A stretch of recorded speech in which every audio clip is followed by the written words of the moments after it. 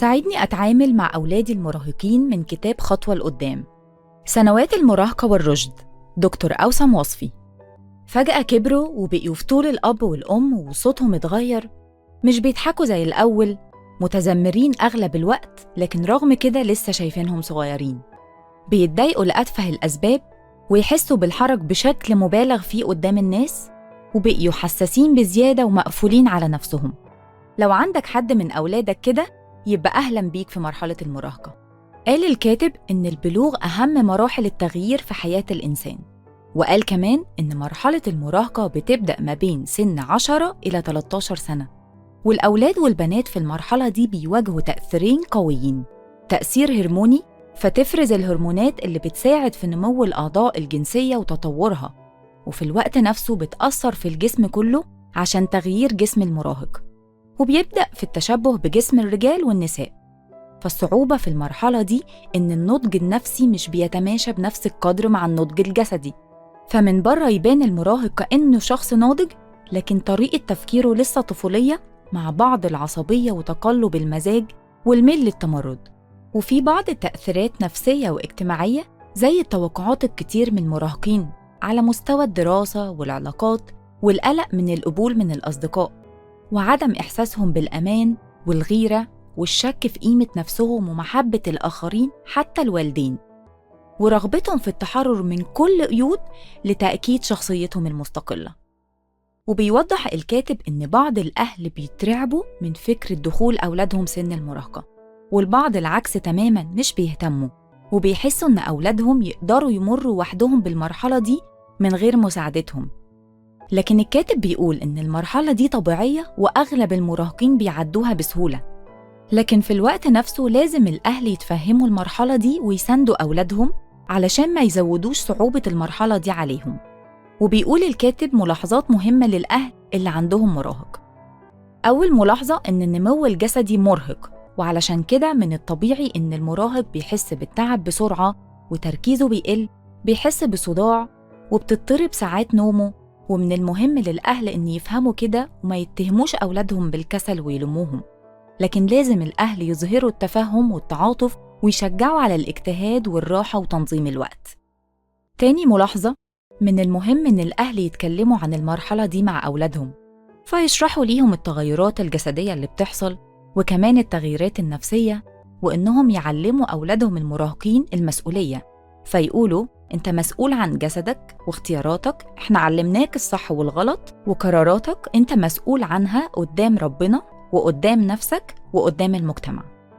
تالت ملاحظة، لازم الأهل يحكوا مع أولادهم المراهقين إنهم هيحسوا بالانجذاب ناحية الجنس الآخر، وإن ده طبيعي، لكن ينصحوهم إن يتحكموا في المشاعر دي، فما تسيطرش عليهم لغاية ما يجي الوقت المناسب للجواز، ويحافظوا على علاقاتهم على مستوى الصداقة والأخوة ضمن مجموعة، لأن الدخول في علاقة في العمر ده هيحط عليهم ضغوط هم في غنى عنها. رابع ملاحظة، بعض المراهقين بيكون من الصعب الكلام معاهم في المرحلة دي، لكن المفروض الأهل ما يضغطوش عليهم أكتر من اللازم، لكن يكونوا متاحين وقريبين ويستمروا في الحوار والكلام، ويقدموا كلمات تشجيع ولمسات الحب حتى لو مش مرحب بيها. وبيوضح الكاتب إن في 3 قضايا بيهتم بيهم المراهق، وهما الوصول إلى هوية شخصية مختلفة عن الأب والأم، النجاح في العلاقات الاجتماعية، والحصول على الاستقلالية. والقضايا ال3 دول بيضغطوا على المراهق وبتخليه يتصرف بطريقة غير مألوفة علشان يحس بالهوية والتميز والشخصية المستقلة، وبيظهر ده في أوقات في المظهر الخارجي زي اللبس أو الشعر، أو تظهر في سلوكيات.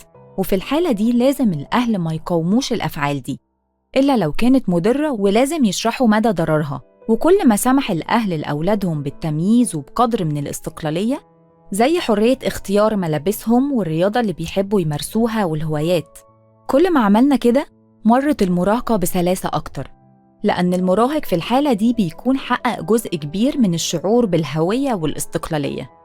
لكن على الرغم من كده، من الطبيعي إن المراهق يحاول بكل الصور التأكيد على هويته المستقلة، حتى لو بعبارات مزعجة للأهل، فلا تنزعجوا. ووضح الكاتب إن كل ما حس المراهق إنه هو محبوب، ده بيساعده يشعر بقيمته وهويته، فعلاقته بالله والآخرين هو الأساس اللي بيقف عليه شعوره بالهوية والقيمة. وبيقول الكاتب إن الأمان بالنسبة للمراهق إن هو يحس بالأمان على شخصيته المستقلة من أي محاولة للسيطرة والقهر. والأسرة اللي بتوفر الأمان للمراهق هي الأسرة اللي بتوفر الحرية والاحترام وعدم التعنيف والتأنيب المبالغ فيه، مع توفير التعليم والإرشاد والتشجيع على الانتماء.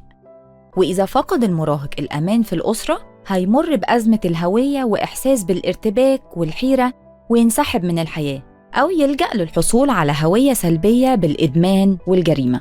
وبيقول الكاتب إنه في بعض الصعوبات اللي بتواجه بعض المراهقين في تحقيق الهوية، زي مشكلات جسدية بتخليه مختلف في الشكل عن أصحابه، زي البدانة أو النحافة أو قصر القامة، أو مشكلات في المهارات الاجتماعية زي عدم قدرته على الكلام بشكل جذاب، أو مشكلات في الترابط الأسري زي انفصال الوالدين.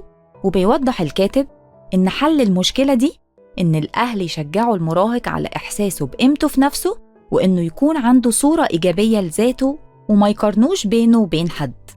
وفي النهاية بينصح الكاتب لو عندك مراهق ما تدخلش صراع وتفرض رأيك بالقوة مع مراهق إلا إذا كان الأمر مسألة حياة أو موت، واختار معاركك بعناية. فمثلا ما تدخلش معركة كبيرة علشان نوع لبس إلا إذا كان غير مقبول، أو نوع أكل أو درجة امتحان. افتكر إن المراهق حساس بطبعه، عشان كده كون حذر في كل كلمة بتقولها وكون واضح. حاول توصل رسائل القبول والاحترام والإعجاب بمناسبة أو غير مناسبة في محبتك لابنك وبنتك. ما تسمحش إنك تنتقدهم طول الوقت على أساس حبك وغيرتك على المصلحة. راقب من بعيد واشرف دون تدخل أو تجسس. صلي لمعونة من ربنا وحكمة في التصرف وصبر علشان تعدي مع أولادك مرحلة المراهقة بأمان.